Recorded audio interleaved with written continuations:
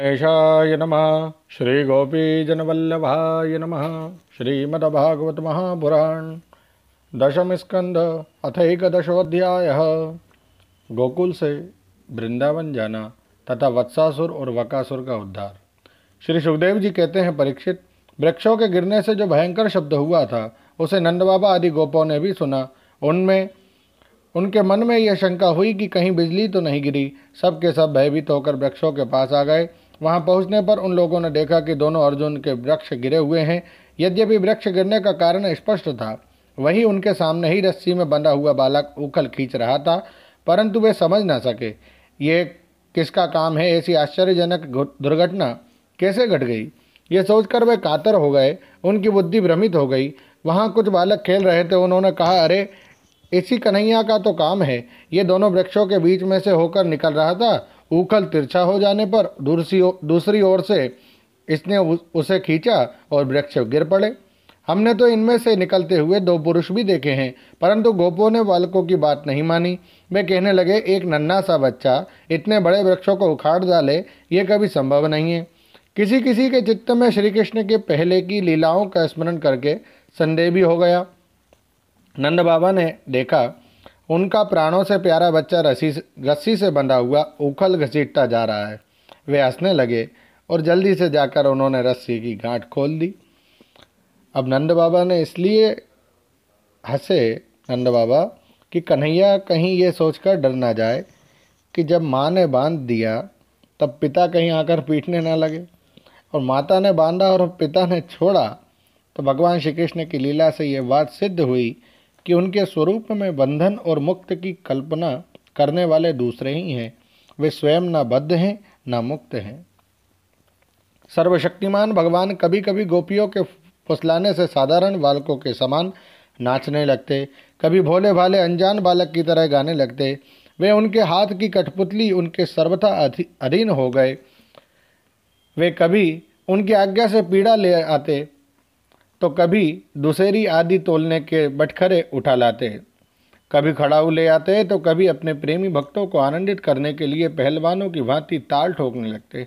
इस प्रकार सर्वशक्तिमान भगवान अपनी बाल लीलाओं से ब्रजवासियों को आनंदित करते हुए और संसार में जो लोग उनके रहस्य को जानने वाले हैं उनको यह दिखलाते कि मैं अपने सेवकों के वश में हूँ। एक दिन कोई फल बेचने वाली आकर पुकार उठी, फल लो, फल लो। ये सुनते ही समस्त कर्म और उपासनाओं के फल देने वाले भगवान अच्युत फल खरीदने के लिए अपनी छोटी सी अंजुली में अनाज लेकर दौड़ पड़े। उनकी अंजुली में से अनाज तो रास्ते में ही बिखर गया, पर फल बेचने वाली ने उनके दोनों हाथ फल से भर दिए। इधर भगवान ने भी उसकी फल रखने वाली टोकरी रत्नों से भर दी। तदनंतर एक दिन यमलार्जुन वृक्ष को तोड़ने वाले श्री कृष्ण और बलराम बालकों के साथ खेलते खेलते यमुना तट पर चले गए और खेल में ही रम गए। तब रोहिणी देवी ने उन्हें पुकारा, ओ कृष्ण, ओ बलराम, जल्दी आओ। परंतु रोहिणी के पुकारने पर भी वे नहीं आए, क्योंकि उनका मन खेल में लग गया था।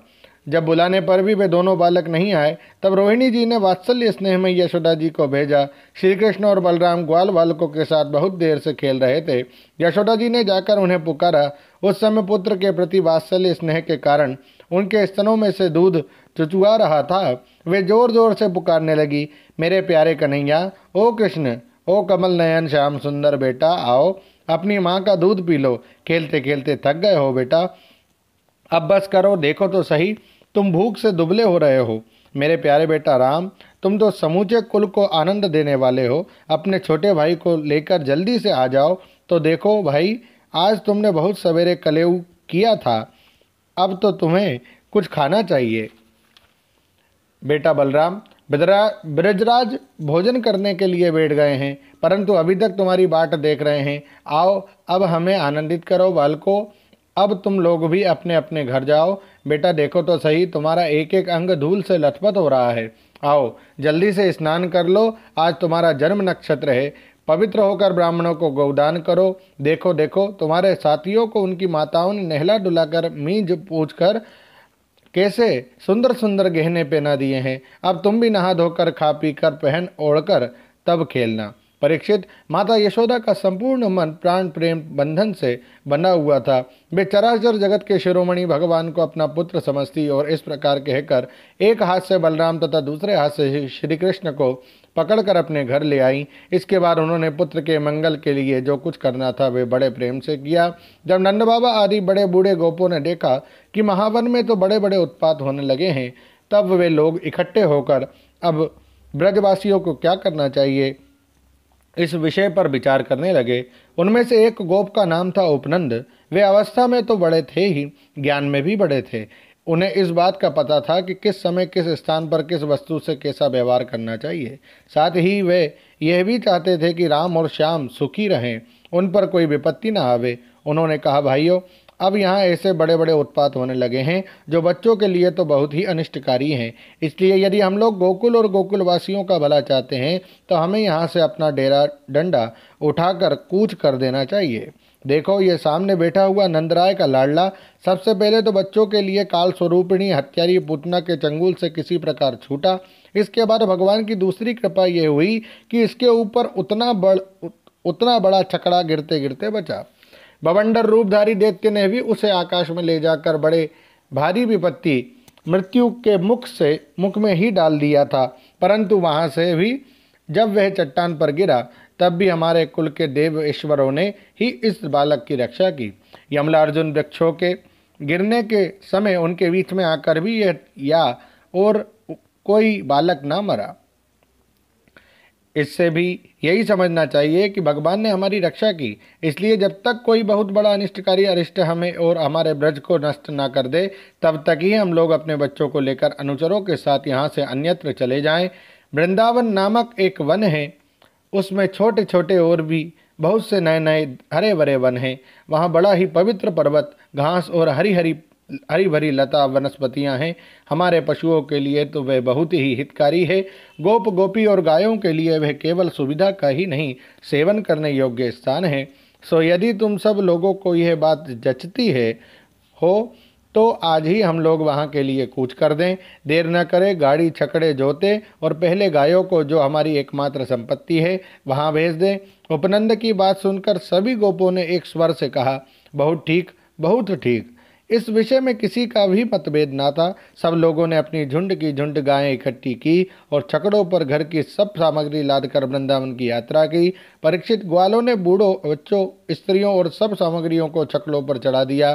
स्वयं उनके पीछे पीछे धनुष बाण लेकर अपनी सावधानी से चलने लगे। उन्होंने गौ और बछड़ों को तो सबसे आगे कर लिया और उनके पीछे पीछे सिंगी और तुरही जोर जोर से बजाते हुए चले। उनके साथ ही साथ पुरोहित लोग भी चल रहे थे। गोपियां अपने अपने वक्षस्थल पर नई केसर लगाकर, सुंदर सुंदर वस्त्र पहनकर, गले में सोने के हार धारण किए हुए रथों पर सवार थी और बड़े आनंद से भगवान श्री कृष्ण की लीलाओं के गीत गाती जाती थी।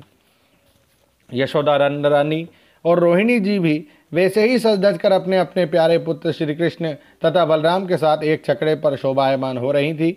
वे अपने दोनों बालकों की तोतली बोली सुन सुनकर भी अघाती ना थी और सुनना चाहती थी। वृंदावन बड़ा ही सुंदर वन है, चाहे कोई भी ऋतु हो वहाँ सुख ही सुख है। उसमें प्रवेश करके ग्वालों ने अपने छकड़ों को अर्धचंद्राकार मंडल बांध कर खड़ा कर दिया और अपने गोधन के रहने योग्य स्थान बना दिया।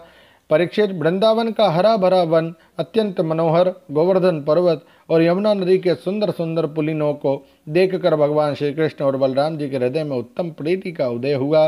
राम और श्याम दोनों ही अपनी तोतली बोली और अत्यंत मधुर वालोचित लीलाओं से गोकुल की ही तरह वृंदावन में भी ब्रजवासियों को आनंद देते रहे। थोड़े ही दिनों में समय आने पर वे बछड़े चराने लगे। दूसरे ग्वाल वालों के साथ खेलने के लिए बहुत सी सामग्री लेकर वे घर से निकल पड़ते और गोष्ठ गायों के रहने के स्थान के पास ही अपने बछड़ों को चराते। श्याम और राम कहीं बांसुरी बजा रहे हैं तो कहीं गुलेल या ढेल भास से ढेले या गोलियां फेंक रहे हैं। किसी समय अपने पैरों के घुंघरू पर तान छेड़ रहे हैं तो कहीं बनावटी गाय और बैल बनकर खेल रहे हैं। एक और देखिए तो सांड बनकर करते और आपस में लड़ रहे हैं, तो दूसरी ओर मोर, कोयल, बंदर आदि पशु पक्षियों की बोलियां निकाल रहे हैं। परीक्षित, इस प्रकार सर्वशक्तिमान भगवान साधारण बालकों के समान खेलते रहते। एक दिन की बात है, श्याम और बलराम अपने प्रेमी सखा ग्वाल बालों के साथ यमुना तट पर बछड़े चरा रहे थे। उसी समय उन्हें मारने की नीयत से एक दैत्य आया। भगवान ने देखा कि वह बनावटी बछड़े का रूप धारण कर बछड़ों के झुंड में मिल गया। वे आंखों के इशारे से बलराम जी को दिखाते हुए धीरे धीरे उसके पास पहुंच गए। उस समय ऐसा जान पड़ता था मानो वे दैत्य को तो पहचानते नहीं और उस हट्टे कट्टे सुंदर बछड़े पर मुग्ध हो गए। भगवान श्री कृष्ण ने पूंछ के साथ उसके दोनों पिछले पैर पकड़कर आकाश में घुमाया और मर जाने पर केत के वृक्ष पर पटक दिया। उसका लंबा तगड़ा दैत्य शरीर बहुत से केत के वृक्षों को गिराकर स्वयं भी गिर पड़ा। यह देखकर ग्वाल वालों के आश्चर्य की सीमा न रही। वे वाह वाह करके अपने प्यारे कन्हैया की प्रशंसा करने लगे। देवता भी बड़े आनंद से फूलों की वर्षा करने लगे। परीक्षित, जो सारे लोगों के एकमात्र रक्षक हैं, वही श्याम और बलराम अब वत्सपाल बछड़ों के चरवाहे बने हुए हैं। वे तड़के की उठकर कलेवे की सामग्री ले लेते हैं और बछड़ों को चराते हुए एक वन से दूसरे वन में घुमा करते।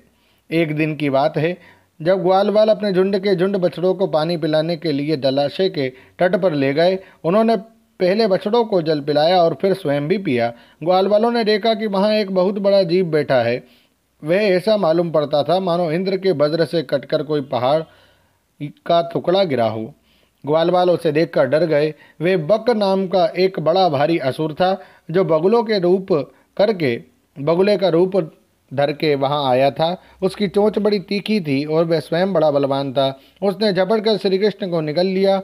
जब बलराम आदि बालकों ने देखा कि वह बड़ा भारी बगुला श्री कृष्ण को निगल गया, तब उनकी बड़ी वही गति हुई जो प्राण निकल जाने पर इंद्रियों की होती है। वे अचेत हो गए।